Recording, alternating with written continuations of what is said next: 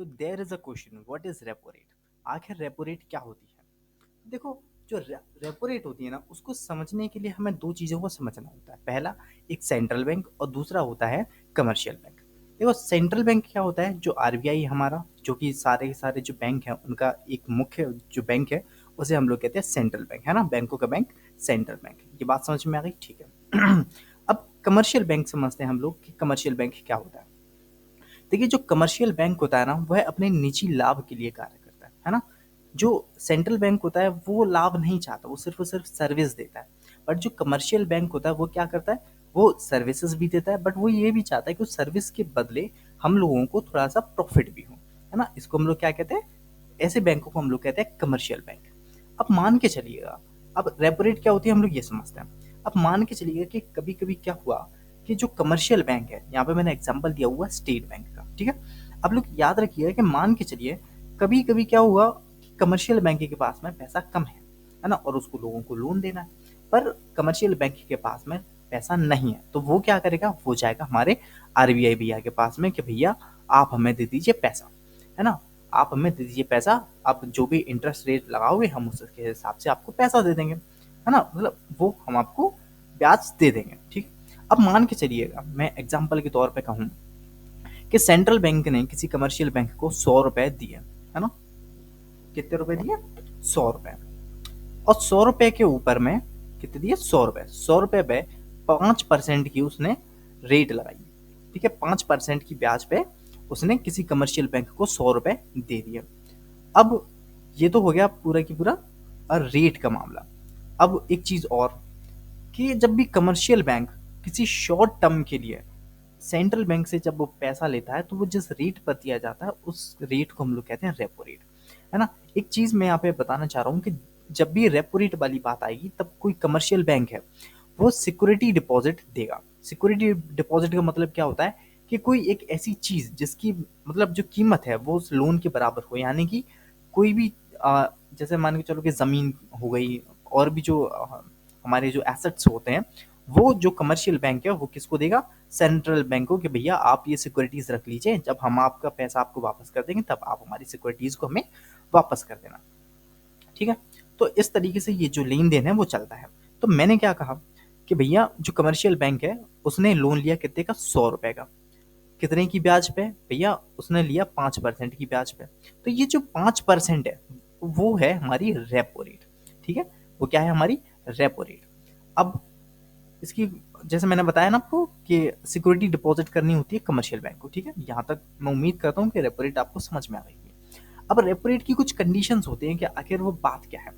देखो, जब भी आप लोगों ने कभी कोई इकोनॉमिक सर्विस या फिर ऐसी कोई इन्फ्लेशन डिफ्लेशन के बारे में आप लोगों ने सुना होगा, तो आपने ये बात जरूर ध्यान दी हुई कि भैया रेपो रेट घटा दी, रेपो रेट को बढ़ा दिया।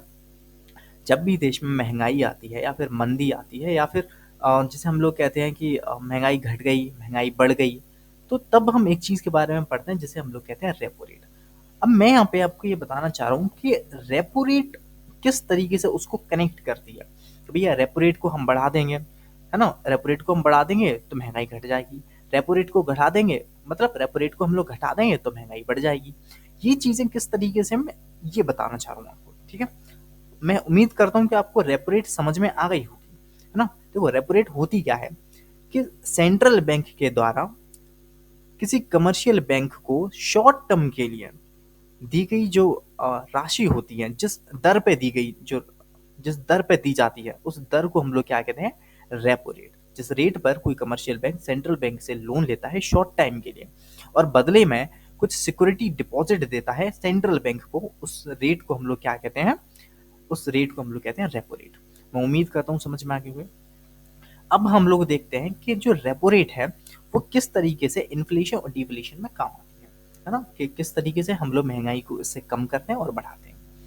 देखो, मान के चलो कि रेपो रेट फिलहाल की कंडीशन में है 5%, ठीक है, 5%, है ना। अब 5% में इसने तो ले लिया भाई, किससे ले लिया? सेंट्रल बैंक से। अब पैसा किसके पास में आ चुका है? हमारे एक कमर्शियल बैंक के पास में। अब पैसा आ चुका है कमर्शियल बैंक के पास में। अब 5% में तो इसने लिया है, तो क्या 5% पे ब्याज देगा? नहीं भाई, बिल्कुल नहीं देगा। क्यों? क्योंकि इसको नुकसान है और वापस वहां पे ही तो देना है। और फिर जो सर्विसेज चार्ज लगते हैं वो ऐसी बहुत सारी चीज़ें हैं, है ना? क्योंकि इसी में से जो पैसा आता है इनके पास में, इसी में से अपने एम्प्लॉइज़ को सैलरी भी देते हैं। तो इसका मतलब ये है कि इन लोगों को पैसा कमाने के लिए जो रेट यहाँ पे 5% ली है, अगर ये किसी और को लोन देंगे तो इन लोगों को रेट बढ़ानी पड़ेगी, है ना? तो मान के चलो अगर मैं बोलूँ कि 8% की रेट पे अब ये लोग ब्याज देंगे, तो प्रॉफिट कितना हुआ? प्रॉफिट हुआ हमारे पास में 3%। 3% का प्रॉफिट हुआ जो कि एक कमर्शियल बैंक का प्रॉफिट है। इसी जो 3% का जो प्रॉफिट है, इसी से पूरा ही पूरा कमर्शियल बैंक चलता है। ठीक है?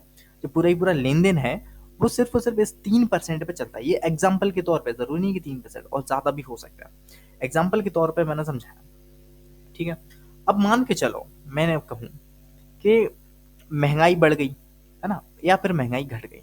अब महंगाई बढ़ती क्यों है, घटती क्यों है, इसके भी बहुत सारे कारण होते हैं। तो हम पहले इनको समझते हैं। मान के चलिएगा कि एक है राम, है ना? एक कौन है? एक है राम और एक है श्याम। अब इनको एक वस्तु चाहिए, नहीं, इनको एक वस्तु चाहिए और उस वस्तु की कीमत है 10 रुपए। मान के चलिएगा कि राम के पास में भी 10 रुपए हैं और मान के चलिएगा कि श्याम के पास में 20 रुपए हैं। लेकिन वस्तु हमारे पास में एक ही है जिसकी कीमत है 10 रुपए। उम्मीद करता हूँ आप लोग ध्यान से सुन रहे होंगे। उसकी कीमत है 10 रुपए और राम के पास में भी 10 रुपए हैं और श्याम के पास में भी 20 रुपए हैं। अब राम बोला कि भैया मेरे पास में 10 रुपए हैं, आप ये चीज मुझे दे दीजिए। पर उसी समय पे श्याम भी आया, श्याम बोला कि भैया मेरे पास में तो 20 रुपए हैं, ये चीज तो मैं ही लूंगा। तो फिर जो दुकानदार है हमारे पास में, यहाँ पे जो दुकानदार है वो क्या करेगा? जो चीज है वो किसको दे देगा? वस्तु वो श्याम को दे देगा 20 रुपए में, क्योंकि 20 उसे प्रॉफिट हो रहा है। जहां पर व्यक्ति प्रॉफिट देखता है वो वहीं पर तो सेल करेगा। पर इस चीज से क्या हुआ? क्योंकि राम के पास में ज्यादा पैसा था, राम के पास में ज्यादा पैसा था, इस वजह से उसने क्या किया कि उसकी कीमतें बढ़ा दी, ये कीमत बढ़ गई। तो कहने का मतलब ये है कि अगर किसी व्यक्ति के पास में पैसा होगा तो वो जिसकी मतलब किसी चीज वस्तु की निर्धारित जो कीमत है, उस कीमत से भी बढ़कर वो पैसा देने के लिए तैयार हो जाता है, क्योंकि उसके पास में पैसा है, उसके हाथों में लिक्विडिटी है, तरलता है ना? लिक्विडिटी है उसके पास में। ठीक है? अब एक चीज और मान के चलो, अगर यहाँ पे दो चीजें होती, है ना? एक और वस्तु है जो कि 10 रुपए की होती और वो किसे चाहिए थी? शाम को। तो वो भी ले जाता और वो भी ले जाता। तो डिमांड एंड सप्लाई वाली बात है। जितनी डिमांड होगी और उतनी ही सप्लाई है तो सब कुछ बराबर चलेंगी, और जितनी सप्लाई है उतनी ही डिमांड है तब भी चीजें बराबर चलेंगी, है ना? दोनों एक ही चीज है हालांकि। चलिए, अब मैं उम्मीद करता हूँ यहाँ तक बात समझ में आई होगी। अब देखना, जैसे मैंने कहा कि श्याम के पास में कितने रुपए थे? 20 रुपए। श्याम के पास में 20 रुपए थे और राम के पास में कितने थे? 10 रुपए। राम के पास में 10 रुपए थे। इस बात को समझिए ध्यान से। ठीक है? श्याम के पास में 20 रुपए, राम के पास में 10 रुपए। अब हम लोग क्या करेंगे कि जब राम के पास नहीं, श्याम के पास में ज्यादा पैसा है, अगर हम इसको कम कर दें तो वो क्या करेगा? खर्च भी कम करेगा, क्योंकि राम के पास में तो ऑलरेडी पैसा कम है, इस वजह से वो खर्च कम कर रहे हैं। बट श्याम के पास में पैसा ज्यादा है, इस वजह से वो ज्यादा खर्च कर रहे हैं। देखिए, जब भी हमारी भी सैलरी आती है ना, तो हम क्या सोचते हैं कि भाई चलो कुछ खरीद लेते हैं, कुछ कपड़े वगैरह खरीद लेते हैं, या फिर कुछ जो जरूरत के सामान है वो खरीद लेते हैं, है ना? तो जब हमारे पास में पैसा होता है तो हम लोग ये नहीं सोचते कि भाई इसको बचा लें, है ना? तो हम इसको खर्च करने की सोचते हैं। तो इसी प्रकार से जब व्यक्ति के पास में पैसा होगा, मार्केट में जब पैसा होगा तो महंगाई भी बढ़ेगी। अगर मान के चलो मार्केट में भी पैसा नहीं हुआ तो क्या है, वो चीजें, महंगाई घट जाती है। जैसा मैं उदाहरण के तौर पे कहूँ, देखो 5% का जो ब्याज था, जो कि किसने दिया? 5% से सेंट्रल बैंक ने दिया किसको? एक कमर्शियल बैंक को। ठीक है? अच्छा, इसको मिटा देते हैं थोड़ा सा। अब एग्जाम्पल के तौर पे समझिएगा कि 5% थी रेपो रेट जो है। अब मान के चलो कि रेपो रेट को बढ़ा दिया, रेपो रेट को बढ़ा दिया, कितना कर दिया? 10% कर दिया। अब इसको प्रॉफिट कमाना है तो ये 15% पे बेचेगा, है ना? किससे पे? ये 15% पे ब्याज देगा। अब जो कीमतें हैं वो कितनी बढ़ गई? अब मान के चलो कि ये 4 लोग हैं, अब इन 4 लोगों में से सिर्फ 2 ही लोग लोन ले पाए, क्योंकि हो सकता है कि ये जो 2 लोग हैं वो 15% का जो ब्याज है वो पे नहीं कर पाए, पर ये 2 लोग कर सकते हैं। तो क्या हुआ कि जो मनी है जो डिस्ट्रीब्यूट हो रहा था पब्लिक में वो कम हो गया। ब्याज, रेपो रेट बढ़ाने से जो डिस्ट्रीब्यूशन है जो मनी का, जो कि मार्केट में जा रहा था, जो लोगों के पास में जा रहा था, वो कम हो गया। इस वजह से इन लोगों के पास में तो पैसा है ही नहीं, तो ये लोग क्या करेंगे, वो चीज़ खरीदेंगे ही नहीं। अब वो चीज़ खरीदेंगे नहीं तो डिमांड कम हो जाएगी, और डिमांड कम हो जाएगी तो सिर्फ ये दो लोग ही खरीद पाएंगे उस चीज़ को। तो इस तरीके से डिमांड कम हो जाती है, और डिमांड कम हो जाती है तो चीज़ें बैलेंस में आ जाती हैं। अब उदाहरण के तौर पे कोई एक ही वस्तु थी, है ना, और इधर भी एक वस्तु थी, तो ये दो लोग हैं वो तो खरीद ही लेंगे, पर इन लोगों के पास में पैसा नहीं था तो वो इस वस्तु को खरीद नहीं पाए, तो इस ये वस्तु बच गई। ठीक है, अब ये जो एक और है वो इसको खरीद लेगा क्योंकि इन लोगों के पास में तो पैसा नहीं था। तो इस तरीके से सारी सारी चीजें बैलेंस हो जाती हैं। अब मान के चलो कि महंगाई जो है वो घट गई, बिल्कुल ही सपा नीचे आ गई, तो फिर क्या करते हैं, जो हमारी रेपो रेट है उसको भी हम लोग घटा देते हैं। रेपो रेट को हम लोग क्या करते हैं, बिल्कुल ही घटा देते हैं। रेपो रेट को हम लोग मान के चलो कि 3% कर दी। रेपो रेट जो है उसको हम लोगों ने 3% कर दिया। तो फिर ये जो कमर्शियल बैंक है वो 3% पे ब्याज ले रहे हैं। उसके बाद में फिर ये क्या करेगा, ये लगभग 5 या फिर 6% पे लोगों को देगा।